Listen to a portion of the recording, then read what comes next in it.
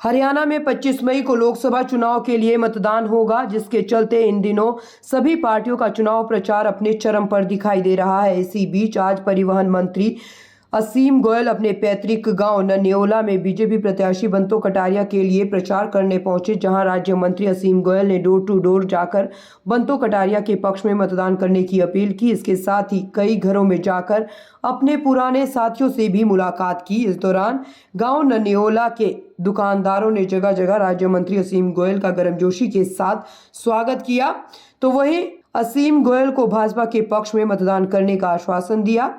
इस दौरान सैकड़ों की संख्या में भाजपा कार्यकर्ता भी प्रचार करते नजर आए। बता दें कि चुनाव प्रचार चरम पर है और अब हरियाणा सरकार में राज्य मंत्री असीम गोयल अंबाला से भाजपा प्रत्याशी बंतो कटारिया के लिए खून पसीना बहाते दिखाई दे रहे हैं। एक महासंपर्क अभियान के नाते 11 और 12 तारीख को पार्टी ने डिसाइड किया कि पूरे देश भर के अंदर एक महासंपर्क अभियान होगा, क्योंकि मेरी ड्यूटी पानीपत और दिल्ली लगी हुई थी। मैं 11-12 को जनसंपर्क अभियान नहीं कर पाया। मेरी वोट आज भी नन्योला गांव में है, तो इन चारों बूथों का हमने आज डोर टू डोर जो है आज करने का काम किया है। बहुत जोश है, ना केवल यहाँ बल्कि पूरे हरियाणा बल्कि पूरे भारत के अंदर। मोदी जी पिछली बार का अपना रिकॉर्ड तोड़ते हुए सीटों का तीसरी बार लोगों के आशीर्वाद से, लोगों के समर्थन से, प्यार से जो है सरकार बनाने जा रहे हैं और प्रचंड बहुमत के साथ मोदी जी इस देश का प्रधान सेवक बनेगा। हरियाणा में कांग्रेस के अलग अलग गुटों के नेता द्वारा एक दूसरे के लिए प्रचार करने से दूरी बनाई हुई है, जिस पर चुटकी लेते हुए राज्य मंत्री असीम गोयल ने कहा कि कांग्रेस अब व्यक्तिवादी पार्टी बन चुकी है। कांग्रेसी नेता जन सेवा के लिए नहीं बल्कि अपनी इच्छाओं की पूर्ति के लिए राजनीति कर रहे हैं। कांग्रेसी नेताओं ने अपनी अलग अलग दुकानें खोल रखी है। मैं तो आपको पहले भी कह चुका हूँ, ये कांग्रेस अब व्यक्तिवादी कांग्रेस हो गई है और गुट की कांग्रेस हो गई है। कांग्रेस पहले एक जॉइंट परिवार जैसी थी, लेकिन अब बिखर बिखर के वो अलग अलग दुकानें जो हैं उनमें से निकल के लोगों ने अपनी बना ली है।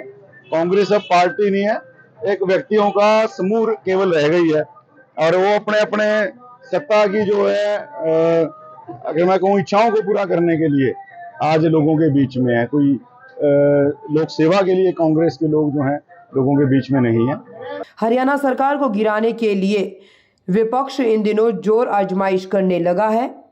विपक्ष पर निशाना साधते हुए राज्य मंत्री असीम गोयल ने कहा, हमारी सरकार फ्लोर टेस्ट के लिए तैयार है।